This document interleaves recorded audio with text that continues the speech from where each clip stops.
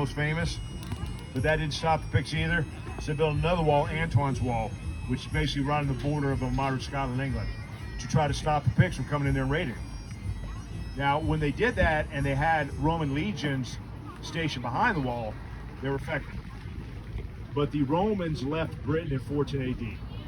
Now, the Roman citizens, a lot of them still stayed in Britain, but the legions left Britain in 410 AD. And when they left, there was nobody to stop the Picts anymore. Even though they have those two walls, there's nobody guarding it, so the Picts just started coming and raiding all the time. And the Roman Britain said, okay, now with the legions gone, we can't stop these Picts. We have to find somebody that can. Who could? German Saxon mercenaries. So the Roman Britons imported the Saxon mercenaries from Germany to come over to England and stop the Picts. And the Saxons did, and they said, oh, by the way, we're taking over too. So that's how come England became Saxon until the Norman Conquest. All right. Now, the first definitive written reference to Tartan is found in the royal household accounts of 1538, when 3 rolls of Highland Tartan were purchased to be made into trews, trousers for King James V. He's wearing trews right there. You want to stand up? Trews are just tartan trousers. Yep. Usually a tartan is in a kilt, but it can also be in trews. All right, so the Scots invented tartan, right? No, they didn't. Tartan is actually an ancient textile design which has been known for almost 4,000 years, all across the Atlantic and Central Europe. The oldest tartan ever found was worn by the Urantia Mummies around 1500 BC. 1500 BC. Further archaeological discoveries of early tartans have been found in the Alps, Great Britain, and Glacier. Glacier is in Spain. That is Celtic Spain. The eastern portion of northeast portion of Spain is very Celtic. And if you go there, the people there will not call themselves Spaniards. They call themselves Celts. They are very proud of that fact. Barcelona. Move your mic, please. Pardon? Oh, is that better? All right. So, now plaid tool cloths were found in the only place in Europe where ancient perishables have survived well, and that was in the Bronze Age salt mine in the Alps of Upper Austria. That's pictured up here on the screen. The reason the tartan survived there because it was buried in salt, and salt is a preservative. So how can you salt meat? Keeps it around. So that's was a Bronze Age tartan found there in the Alps. Now we know the Austrian plaid twills has been woven by the ancestors of the Celts. All right. Everybody assumes the Celts came from Scotland and Ireland. No, they didn't. The Celts actually came from Central Europe. That was where the Celtic culture developed, on the borders of modern-day France and Germany. That's where the Celts derived. They only went to Scotland and Ireland after they lost a war against the Romans in about 62 AD. Or so, I think 57 AD, I think. Anyway, so they fled continental Europe to the British Isles to try to get away from the Romans. And then a few years later, the Romans came over there too. And at that point, the Celts then went north into Scotland and over into Ireland. So the Celts, everybody assumes, came from the British Isles. No, they came from continental Europe, just went there running away from the Romans. All right. Now more about the mummies Urantia. The oldest tartan ever found was worn by the Urantia mummies around 1500 BC. So about 3,000 plus years ago. The Urantia were a group who explored the Silk Route between Europe and Central Asia. The mummies were found in the Xinjiang region of modern Western China, dressed in colorful tartan plaids. The mummies appeared to be neither Chinese nor Mongoloid in facial type. They looked, in fact, distinctly Caucasian, with high bridged noses, deep round eye sockets, fair hair, with the men having heavy beards. Essentially, they strongly resemble the Celts, because that's who they were. So Marco Polo was not the first European to visit China on the Silk Road, but he was the first one to write about it, so we got the credit. It's all about publicity. All right, these are pictures of the Urantia mummies. There's actually the mummy there on the left, a female mummy, and then that's the artist reconstruction, what she looked like when she's alive. DNA analysis of the earliest Urantia mummies have confirmed a Western European origin, as if the beards and blonde hair weren't enough to figure that out.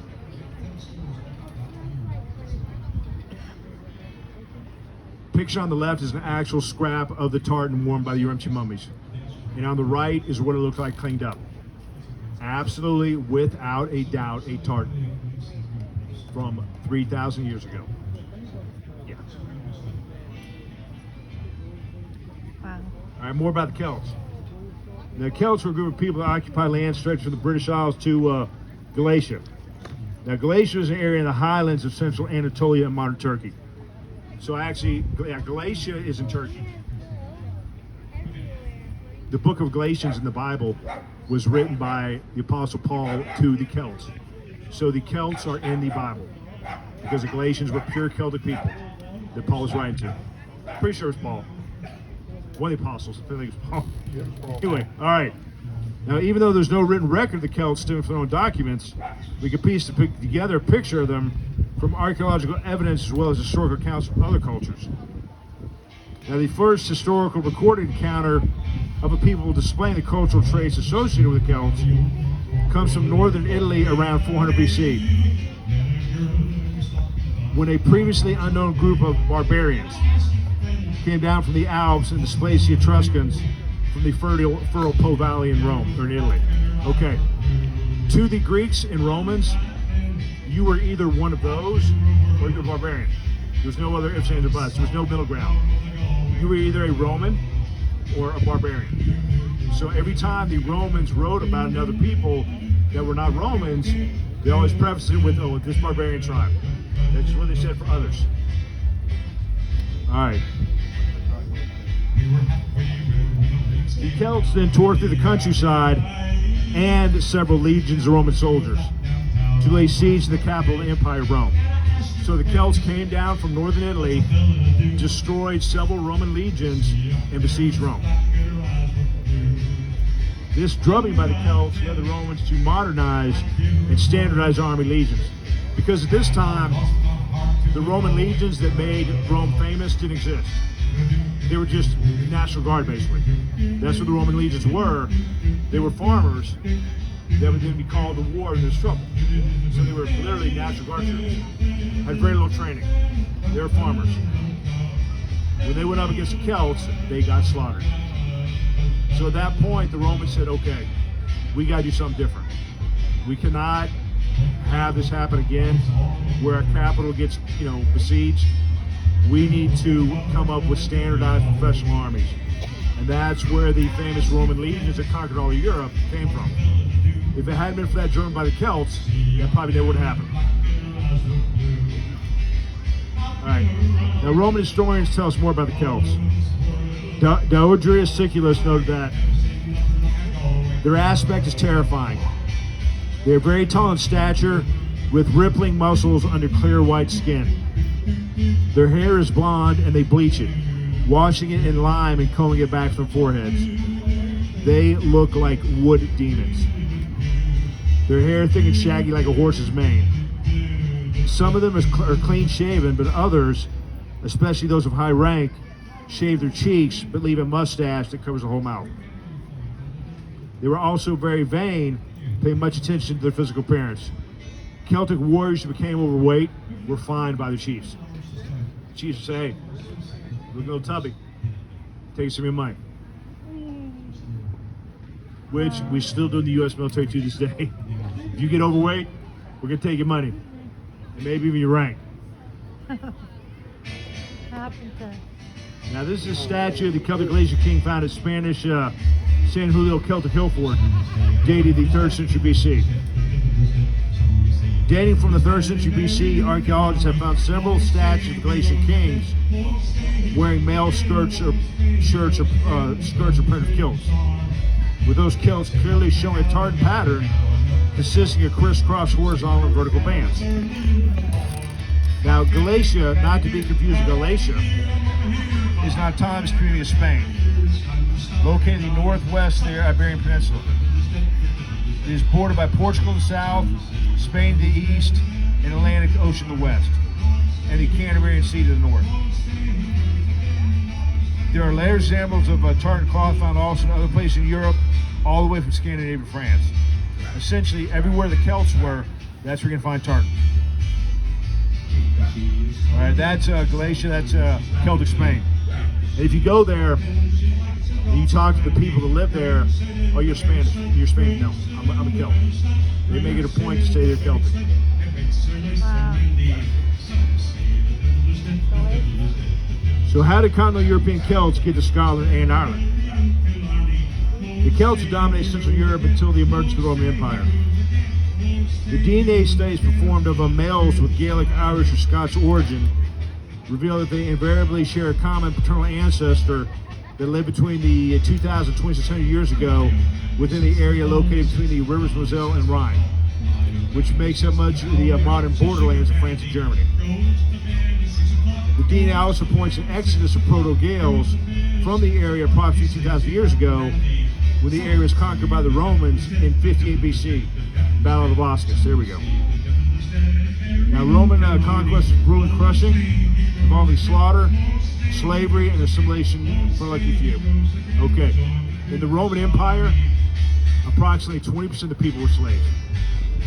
1 out of every 5 people in the Roman Empire was a slave. Here in America in 1860, 12% of the population were slaves. So with all of the cotton plantations and all those slaves, those still only account for 12% of the population of America, where in Rome, 20% of the population were slaves. So, now that was not the most archaic, or the archaic culture with the most slaves. You know who was? The Vikings. In Viking Age Scandinavia, 25% of the people were slaves. Wow. Let me throw out a word to you. Enthralling. What does that mean to you, enthralling? If something's enthralling, if something's got like a power over you, right? Usually a good thing, right?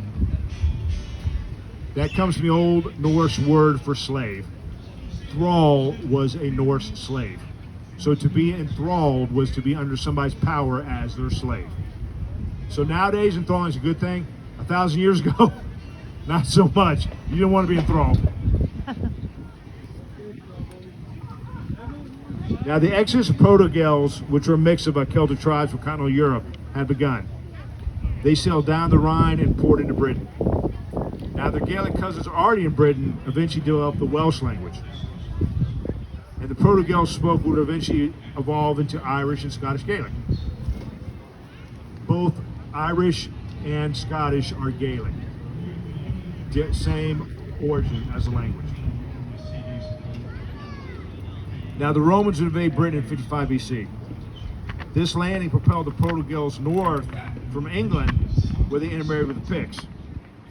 They would not stop until they settled in northwestern Scotland and Ireland. Now, the Irish Gaels returned to Scotland when the Dalriada tribe crossed back into the Highlands around 500 AD from modern Ulster and Northern Ireland. All right, now the reason that a big chunk of the Celts came back to Scotland was because of the power vacuum caused by the Romans leaving. Remember, the last Roman legion left Britain in 14 BC, 14 AD. And that caused that power vacuum that the Picts were taking advantage of, raiding into England. And the Dalriada tribe over there in Northern Ireland said, you know what? It's a wide open market. Let's go over there. And they did. They came over to colonize the Highlands Islands.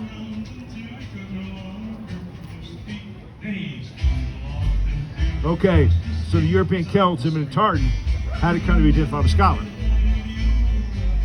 Tartan was first a means of territorial identification. It had nothing to do with clans initially.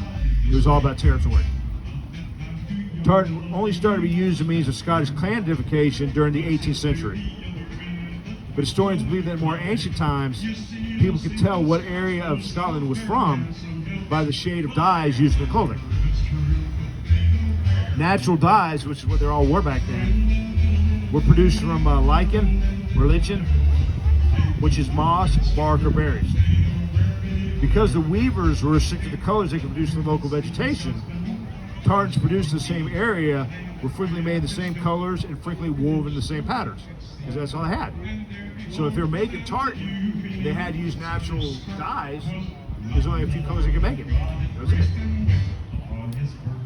Now in the 18th century, a Scottish writer called Martin Martin, which obviously his parents didn't have a lot of imagination anyway, wrote in his description of the Western Isles of Scotland that every isle differs from each other in their fancy of making plaids to the stripes in breadth and colors.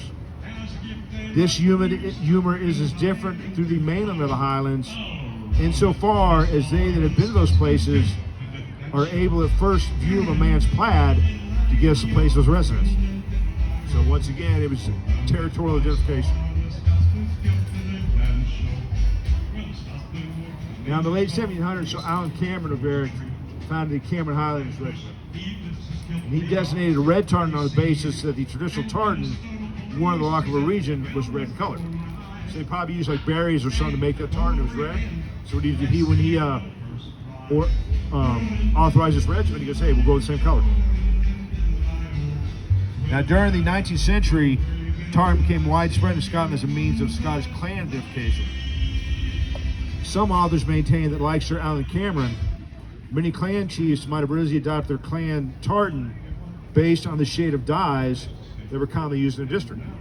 So when the clan chiefs were coming with tartans, like, hey, pretty much all the tartans made here are green or whatever, so that's what we'll be. We'll be green. Fall and rise of tartan fashion in Atlantic Europe. Now, tartan was a widespread textile design in Celtic Europe during the Iron Age, which was essentially 500 BC through 500 AD. We're actually still officially in the Iron Age, but anyway.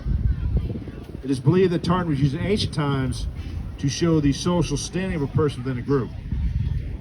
A wealthy chieftain would have the means for purchasing a colorful, quality woven tartan, while the common peasant would not.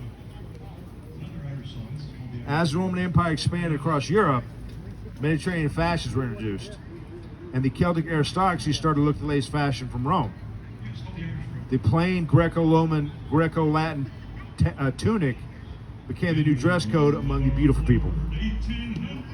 And so the colorful tartan slowly became out of fashion.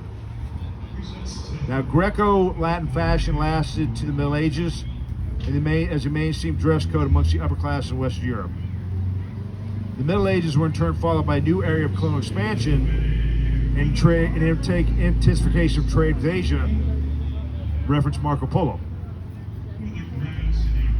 New fabrics and new fashions were introduced in Western Europe. The upper class now had a much wider choice of exotic and expensive fabrics, i.e. Chinese silks, to dress with. The old woolen tartan was now seen as a rustic garment, only worn by those who could not afford the latest European fashions. If you couldn't afford silk, then you wore tartan. Now, tartan came back in vogue during the 19th century thanks to the Scottish cultural revival. In 1746, the Jacobite army supporting Scotland's Bonnie Prince Charlie, Clan Stuart, was defeated at the Battle of Culloden. And that's the Stuart tartan picture up there. Since many Highland Jacobites were dressed in tartan, the British government forbade the wearing of tartan in 1746, as that can be interpreted as Jacobite support. So the British government flat out said, you cannot wear tartan. If you wear tartan, you go to jail the first time. The second time, you get sent away to America. You're not going to be allowed to stay here. Now, the prohibition of wearing tartan lasted for 36 years until it was repealed in 1782. Inevitably, the ban backfired, and tartan was immediately promoted as Scotland's national dress. The British said you can't wear it, so the Scots like, okay, sure. Now, tartan kilts were adopted as a uniform of the Scottish Highland regiments during the 18th century. Over the following decades, Scottish clan chieftains started to create their very own clan tartans. In 1831 was published the Scottish Gale, the first comprehensive compilation of Scottish clan tartans. Tartan was definitely back in fashion and is even dressed in by the British royals during the visit to Scotland. So if the British royals are going to Balmoral Castle in Scotland, they wear tartan. Ever since then, tartan has been an essential part of the Scottish national dress. It's been most commonly associated with all things Scottish. All right. So when they started the Highland regiments in the 1700s, why do you think they had regiments in the Highlands? To prevent an invasion from France or something? No. To watch out for the Jacobites. Most of the Jacobite support was in the Highlands. So the British government said, okay, we need to put regiments there to watch out for the Jacobites. The Black Watch being the most famous. But there were several Highland regiments. And the men recruited were all recruited from clans loyal to the British government. So if you supported the British government and were not Jacobite, they recruited you to be in the Highland regiments. Anybody know what the Gaelic word for Black Watch is? Amthretic and do. What that means in Gaelic is dark sentinels. It has nothing to do with the tartan. People look at the Black Watch tartan, which is kind of black and green, they go, that comes called, no. It has nothing to do with the word Black Watch. They were called the Dark Sentinels because their job was to spy on their neighbors and make sure they weren't fermenting another Jacobite rising. So they were basically in the Highlands to watch out for their neighbors and make sure another Jacobite rising happened. And during the prohibition against tartan from 1746 to 82, the exception was if you joined the Highland Regiment, you could wear tartan. So if you were a civilian, you were banned from wearing tartan. But if you joined the Highland Regiment, you could dress in tartan. So that was another recruitment tool. They'd go, hey, you know, you can't wear tartan as a civilian, but if you join the regiment, you can. So why don't you join? So a lot of people did.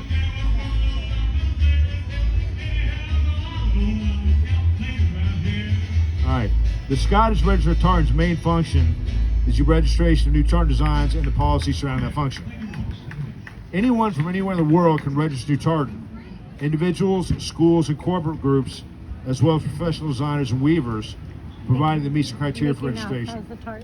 The fee for applying to register tartan is about 70 pounds, so about $100. So if you have $100 and you want to register on tartan, you can send that money to the Scottish Register of Tartans, send them the design you want, and they will check their files to see if that design's already been used. And if it hadn't, then you got tartan. Now the clan family category is reserved for historic Scottish clans and families as recognized by the court or the Lord Line in Edinburgh. Your tartan can only register as a clan family tartan if it is recognized in such a way. So if you have a family you believe Scottish and you want to get a clan tartan registered, you have to go to the organization that handles all the history of clans in Scotland, the Lord Line in Edinburgh. And you have to say, hey, my family's Scottish. And they're going to say, prove it. Yes. Prove it. Yes. Prove your family's Scottish. And you have to be able to show that, yes, indeed, your family is Scottish and for some reason it hadn't gotten to tartan yet. And if that's the case, and if you do get that blessing from the Lord Lion, then you can register your tartan as a family clan. But by this point, the vast majority of Scottish clans already have their tartans. So you're probably not going to be able to do that. All right. Now the tartan I'm wearing right now is the Texas State Bluebonnet tartan. Each state, I'm pretty sure each state, I know most states in America have their own tartan. And once again, the people that want to design that tartan for the state send that to the National Register of Tartan to say, hey, we want this to be a state tartan. And the Register of Tartans looks at it, makes sure it's not already in use, and it says, okay, you got it. So, and once again, I've got numerous organizational tartans. Every military branch has their own tartan. And I'm a retired Marine, so I have the Lebanon tartan also from the Marine Corps. So I've got several clan tartans and other tartans as well. All right, Stirling and the National Tartan Center. Now, following evaluation of a number of locations throughout Scotland, it was decided that Stirling is the ideal location for the home of the tartan. With its stunning location nestled below historic Stirling Castle, the city has a proud heritage, includes key historical sites, amongst them the Stirling Bridge, the site of the famous battle and the William Wallace monument. So in the movie Braveheart, that big victory, that was Stirling. The city also has historic links to Tartan and is the home of the famous weaving firm Nice. Wilson's of Ben Ockburn, which was one of the preeminent, and still is one of the preeminent tartan weaving firms in Scotland. And has played such an important role in informing our current perception of tartan and association with clans. The Scottish Tartan Authority has its International Tartan Index over 7,000 tartans. No two exactly alike.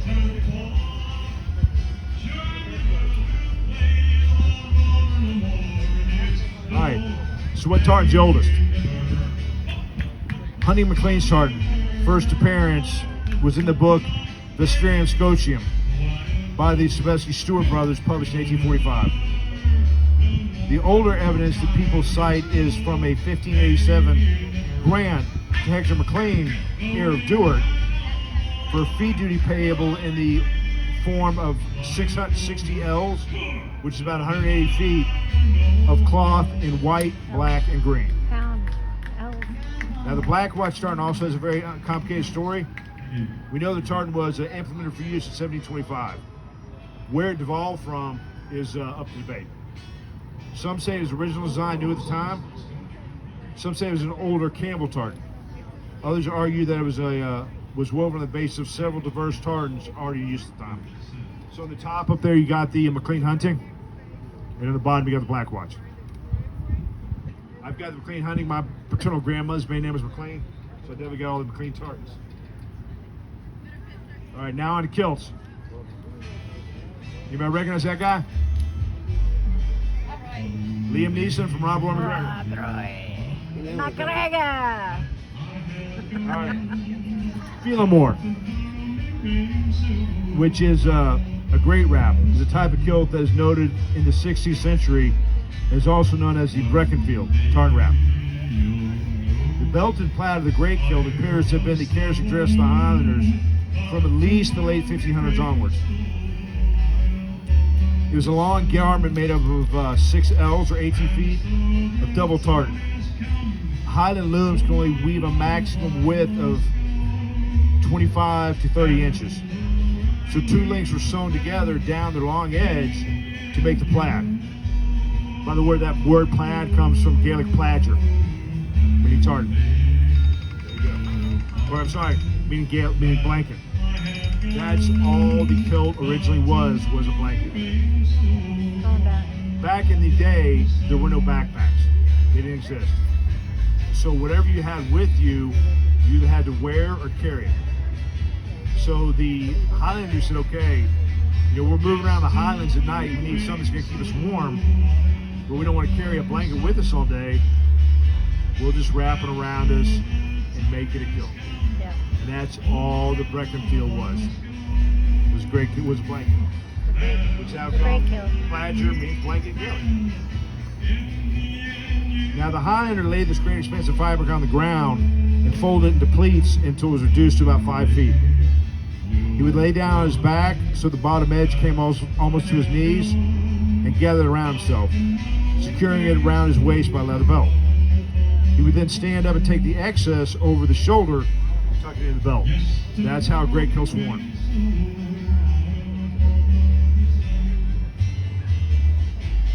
Now, in the Highlands, January and February average lows are in the mid-30s, with 6 inches of rain or sleet per month.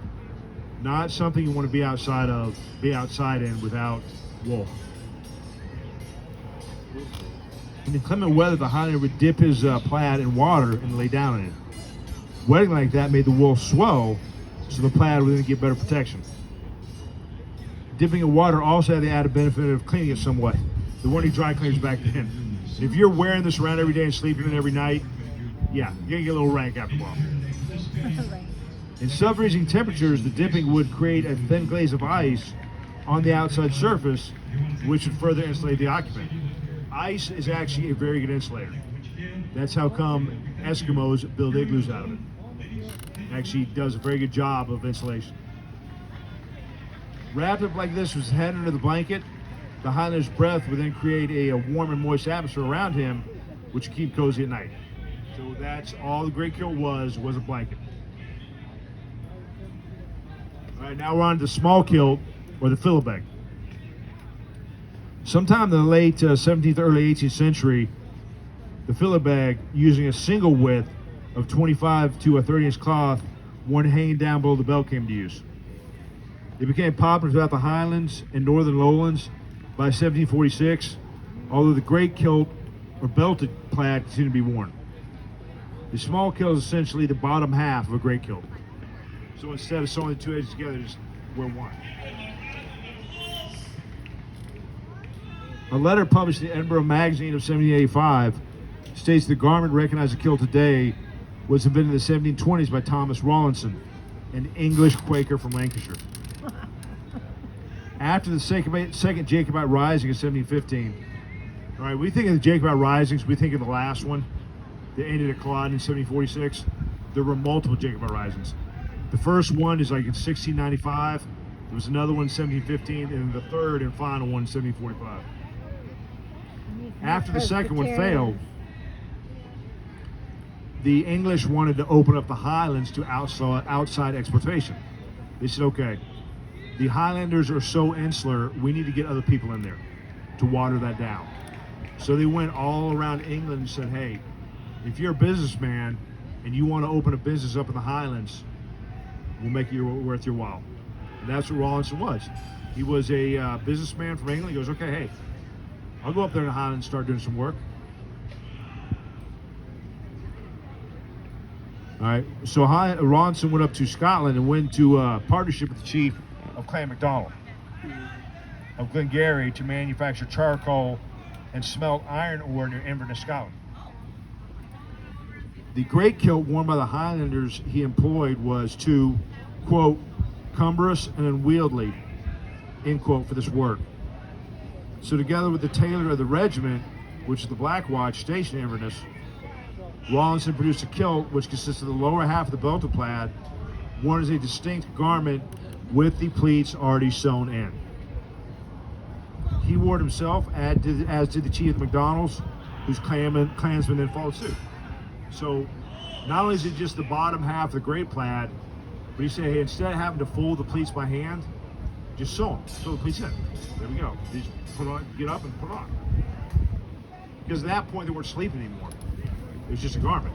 So you didn't need to have it to be able to stretch out. Now it's been suggested there is evidence of Highlanders wearing only the bottom part of the belted plaid as early as the 1690s, but Rawlinson is the first documented example with sewn in pleats. So without a doubt, the first bottom plaid with sewn in pleats was from Rawlinson. Now the tailor kilt was adopted by the Highland regiments, because remember, it was a tailor of the Black Watch that did it. So of course the Highland regiment started using it. And the military kit and its formalized accessories passed into civilian usage by the early 1800s, has remained popular ever since. All right, here's some rich and famous guys wearing kilts. You got on the left Samuel L. Jackson, the actor, wearing a Jackson kilt. Jackson is a very Scottish name, and Sammy L's got some strong ethnics, so he wears multiple Jackson kilts. Next to him, you got Keith or Sutherland in his Southern kilt. You got Rod Stewart. If you think I'm sexy and you like my body. Oh my God. Wearing the Stewart tartan. Yeah. And you got actor James McAvoy in January 2019 hosting Saturday Night Live, wearing the McAvoy tartan. There's a lot more. More rich and famous wearing kilts. On the left, you got Craig Ferguson in Ferguson tartan. Next to him, you got Sir Sean Connery in McLean hunting. His mother's maiden name is McLean, so he wore a lot of McLean kilts. To the left, to the right of him, you got Ewan McGregor in McGregor tartan. And on the right, you got the HGTV Property Brothers, whose last name is Scott, in Scott tartan. That's awesome. I didn't know the Scott brothers did that. Now it's all about the kilts and the pleat, or the pleats and the kilt. Yeah, you can have kilts that are pleated to set. You have knife pleats, inverted Klingazi pleats. There are dozens of different type of pleats you can sew in a kilt. I thought when I was doing the research for this, pleat was a pleat. No, it's not. No, it's not. Oh. You got the military roll pleat, you got the military box pleat, and you got the double box pleat. It's all about the pleats and the kilt. What pleats this one have, I have no idea. It's pleated, that's all I can tell you. All right. Anybody here like Earn Brew? The drink from Scotland? All right. First developed in 1901 by A.G. Barr, Earn Brew is a non-alcoholic carbonated beverage which has been the #1 selling soft drink in Scotland for generations. To this day, it beats out Coke and Pepsi in Scotland. More people buy Earn Brew in Scotland than buy Coke and Pepsi. This is due to the unique flavor and the creative marketing of this national drink. Earn Brew had its own tartan too. Designed in 1969 as a bar tartan. It was updated in 96, 97, and redesigned with the name change to the Earn Brew tartan. It was registered with the Scottish Tartan Society on 12th of September 1997, and the colors are based on the iconic brand's packaging of orange and blue.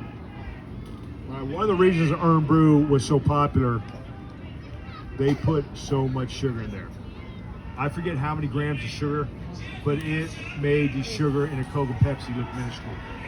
It's an energy They drink. actually finally had to stop that several years ago when the British Parliament said, you know what, we're having a horrible problem with childhood obesity here in the British Isles.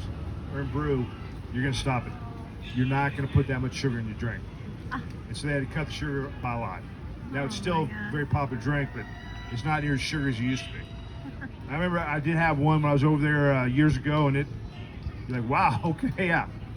Now it's something you want to drink if you're diabetic. Wouldn't be good. All right. And there's the Austin Powers character, Fat You-Know-Who, wearing a very unfortunate tartan. All right. Questions or comments about tartans and kilts? I think you pretty much covered it. Well, thank you very much for your attendance. And if you guys, do you have a question? Didn't have to mention the mathematical basis of the test. You start with maybe 2 lines, Okay. 4 lines of another color, 8 lines of another, and then you go across until it stops, and then it reverses and goes back to Good that. sign. And then you take that same set and turn it 90 degrees, and those go through it, and that's when you get the green color. Wow. It's all mathematical. You can do it on a computer, not Well, I'm sure nowadays most of them are done on a computer, but yeah. It's like worse than tartan. Wow.